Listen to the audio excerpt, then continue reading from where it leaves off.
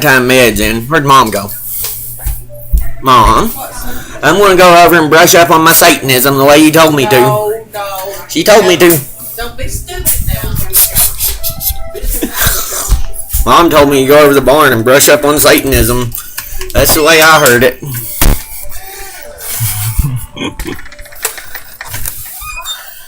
Yeah, figure I'd go over to the barn and brush up on Satanism. That's what Mom told me. I'll read you all a story. I'm pretty sure that's what she told me. I got this book given to me today. Yeah, brush up on Satanism. That's the way she said it. She said, son, go over to the barn and brush up on your Satanism. That's what I heard. That's the way I heard it. I'm going to go over here and read this book to myself. Then I might get a good workout with a punching bag. I don't know yet. Depends on how interesting Satanism is. I don't know. Did you hear her? She said, no, don't be stupid now. God, I think she's actually worried or some shit. She ain't got no sense. The poor thing was born that way. Most of her brothers and sisters was too. Not a lick of sense, poor things. Walking around lost. I'm going to figure out how to worship Satan right properly. If I can find my way through this barn. Satan, show me the light. Show me the light, Satan.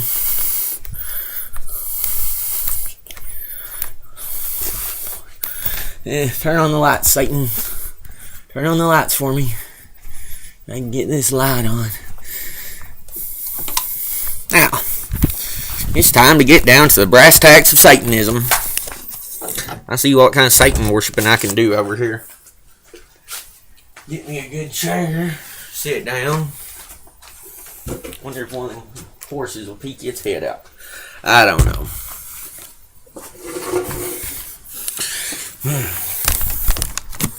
Brushing Up on Satanism. The Devil's Notebook by Anton Szandor LaVey. Let's see what Satan's got to tell us today. There's a Brett Gray written in this. Dedicated to the men, whoever they are, who invented the whoopee cushion, the joy buzzer, and the sneezer bubble, and to John Taliaferro Thompson. Farrell House is not affiliated with the Church of Satan, Anton Szandor LaVey, and the Church of Satan may only be contacted at P.O. Box 210082, San Francisco, California, 94121. Introduction by Adam Parfrey. Forward by Anton Szandor LaVey. A Medicine for Melancholy. On the importance of being evil. I want to skip to the good stuff. I don't know. He wrote the Satanic Bible, the Satanic Rituals, the Satanic Witch, and the Devil's Notebook.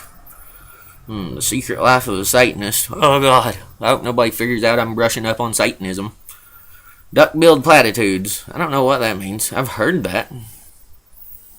The Church of Satan.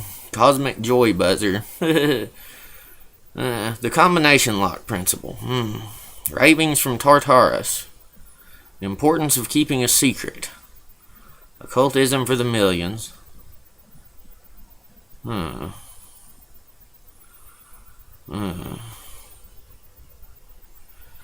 Well, so far, it's pretty interesting.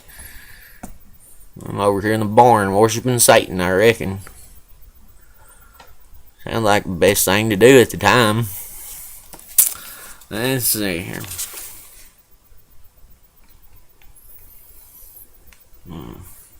Although his books have sold over 1 million copies, the publishing industry has chosen to ignore Anton LaVey.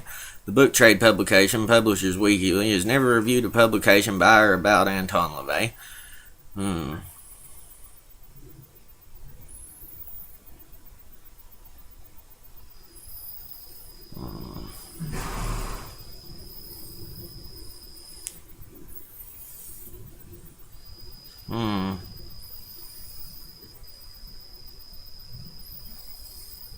Well, I like it already. I'm brushing up on Satanism. I can't wait to read it. It's got me hooked. I'm already a Satanist, I think. I feel Satan's power coursing through me. Ugh, I could go punch that punching bag now. Lordy mercy. It is amazing how much fear is invoked in others by the presence of a known Satanist. People who never advertise their religious backgrounds, when confronted by a devil worshipper, suddenly become devout. How often I see crosses around the necks of those who have been informed of my arrival, as if, like Lugosi's Dracula, I will be rendered powerless. When I'm not fazed by such precautions, the aroma of nervous sweat really fills the room. It's then that I feel sadistic, if that term ever applied. I love to see those dusty crucifixes salvaged from the bottoms of bureau drawers, unworn since catechism. I'm not sure what that means. The I could look it up. Oh well. I want to look it up. See, I'm learning a new word. Satan's teaching me all kinds of things. See if I got internet access over here. Define catechism.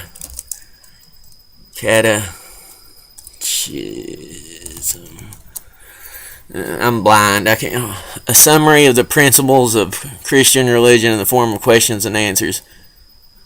Well, that sounds stupid. Oh well, now I know what that means. Wearing a display of dormant faith allows them to be safe and assure as their advertised deodorant. To ask me about Satanism, what is it like to be frightened of intangibles? I've never known, because I've always had my share of very real threats to my serenity. I took up Satanism not out of desperation, but logical dismay that there were so many short-sighted people around me. I thought, acted, and thereupon found myself removed, and lo and behold, I was a Satanist, a prideful outcast. If the just, the good, the righteous were exemplified by the cowering ones, I wanted no part of them. My brand of Satanism is the ultimate conscious alternative to herd mentality and institutionalized thought. It is studied and contrived set of principles and exercises designed to liberate individuals from a contagion of mindlessness that destroys innovation. I have termed my thought Satanism because it is the most stimulating under that name. Self-discipline and motivation are affected more easily under stimulating conditions. Satanism means the opposition and epitomizes all symbols, oh God, I thought I heard Satan, of nonconformity. Satanism calls forth the strong ability to turn a liability into an advantage, to turn alienation into exclusivity. In other words, the reason it's called Satanism is because it's fun, it's accurate, and it's productive. God. Mom, you see her acting like I couldn't be a Satanist. Oh.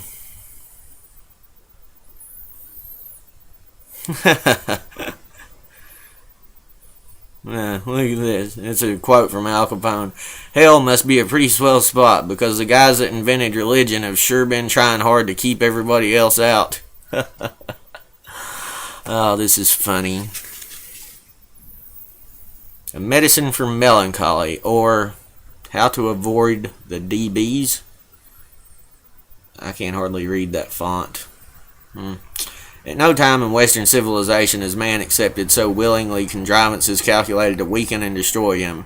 Many persons have found these years, as we approach the superstitious dread of the coming millennium, to be the most tumultuous period of their lives. Upheaval, depression, disillusionment, paranoia, anguish, anxiety, illness, and every other sort of malaise imaginable. Yeats's poem, The Second Coming, expresses the social climate well. Surely an explanation, or at least a speculation, is in order. Let's examine some ingredients. No overseas war is in progress, which involves American... Oh, this was wrote in 1992, I think. On a personal level, patriotic or otherwise. There is no universal enemy to occupy the minds and emotions of society. Hence, enemies, threats, and other problems must emerge from a diversity of sources which are timely and easily relatable. Media reinforcement of fears and anxiety is at an all-time zenith. Primetime TV dispenses suspense and crisis, either real, newscast, or by fictional or documentary features and series. This is considered entertainment, not demoralization.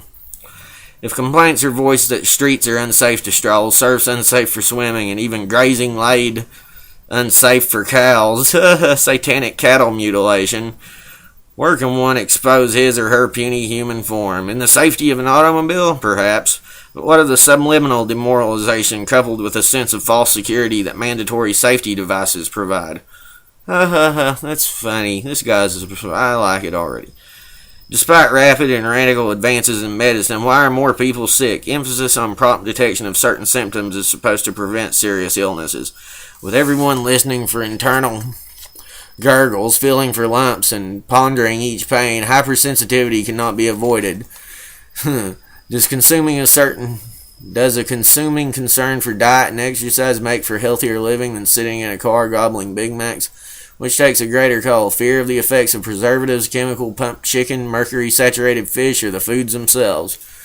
If you're a law-abiding citizen who is concerned about the safety of your home and family, you are made to feel like a criminal if you own a gun and are henceforth categorized as a crazed gunman with a Saturday night special. Oh, lordy, it'll put you 6 feet in the ground. Though you know you're responsible and conscientious, you are demoralized into stigmatization nonetheless. In bygone days, before you were demoralized by static clean, it was halitosis or BO or unsightly snaps or non-sanforized gaposis. I don't know what that is. I'll look it up one of these days. I got a feeling I'll read this book more than once. How easy it would be if one needed only to fret over such trivial social ostracisms.